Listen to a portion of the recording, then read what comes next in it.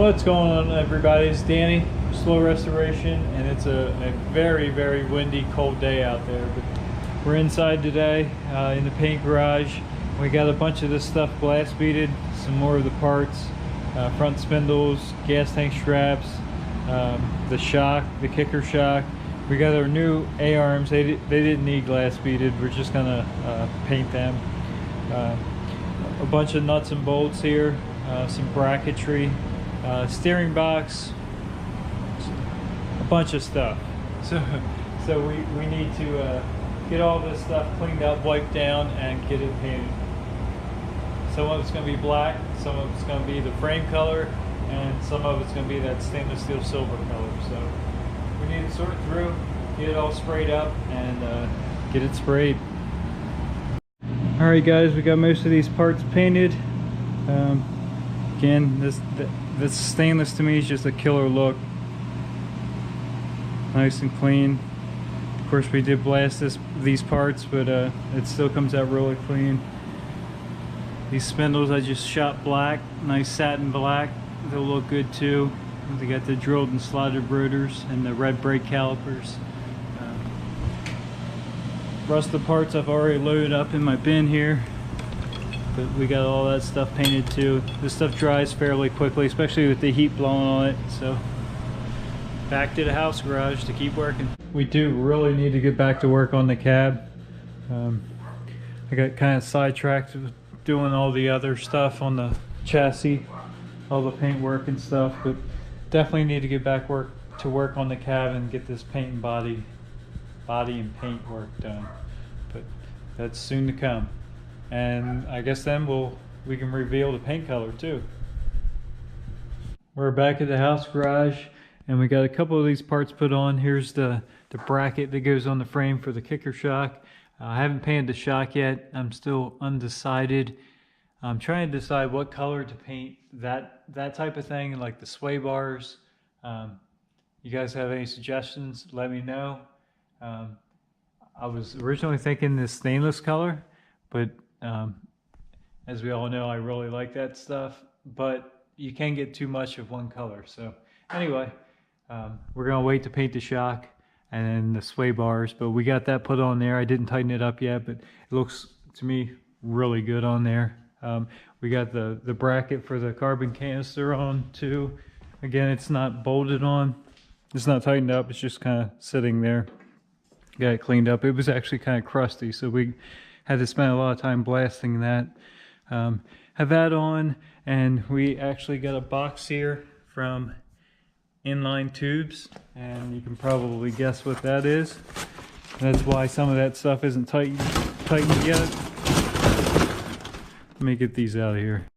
All right, we got those out of the box there. I really hope these fit good because they really look good. I think this is the across the axle ones. They got the rock shield on there. This one should be to the passenger side front wheel. It might not go quite like that, but that's that one. These come off and go down. Not 100% sure. I think one of them goes to the front to back line. The other one goes to the driver's front wheel, and probably the third one hooks into that line. This is, of course, the front to back line. They bend them in half to ship them. Actually, they bend it twice, but it'll straighten out and look good. And these are really killer looking. The factory did have some braided stainless, but these are, of course, brand new. So excited about these. And here's the little lines that go from the master cylinder to the ABS control module, I believe. So I'm really hoping, like I said, this kit fits as good as it looks, because it looks pretty killer. We did run into one small issue, fitment issue. This is the second fail, I guess you could call it. We have the steering box looking real nice. We bolted it up there, but it is hitting the power steering pump. We're probably gonna have to change this power steering pump out. This motor came out of a vehicle that had Hydro Boost, So it's got an extra return line, one there, and here's the pressure line. So that return line is hitting, and this bracket is also hitting. We can loosen that up, which I'm getting ready to do now, and see how close we can get it. But the pulley is actually extremely close too, and this still has to come towards the frame and up a little bit. So I'm not really liking that. Hopefully that clears. As it sits right now, the belt is going to be extremely close, but we'll just have to do whatever we need to do to make this fit. So let's get that line loosened up and see how it looks from there. Situation like that, these ratcheting wrenches really come in handy. Fits in there, you can just ratchet it. If not, you're going one spot at a time manually. But we got the bracket up out of the way. It's still kind of snug, so we're going to put a socket on these and tighten it up a little bit and see if it pulls in and see how close it comes to the pulley. Alright guys, sometimes it just pays not to get all excited about something until you actually go a little further. This is a perfect example. We tightened those bolts up, it drew this in, and now we're actually away from that return line, and we're still really close, but I think the belt will fit through there no problem. So the steering box does fit after all. Who knew? Oh well. Alright, so I'm working on the brake line here, and of course when I sandblasted I pulled all these plastic clips, retainers off the frame. So trying to figure out where they go is a little bit of a challenge. Fortunately, I took a picture. So all we gotta do is match up. You can count the holes in the frame and reference it off of a body mount or something else, cross member maybe, and get all these popped back in where they need to go. So even with the picture, sometimes it's good to keep your old brake lines and clips and stuff around. So we threw this up there just to have a reference. You can see it follows it pretty much like original, and then you can look on the, like this clip I had left on there, so we need to take that off and transfer over.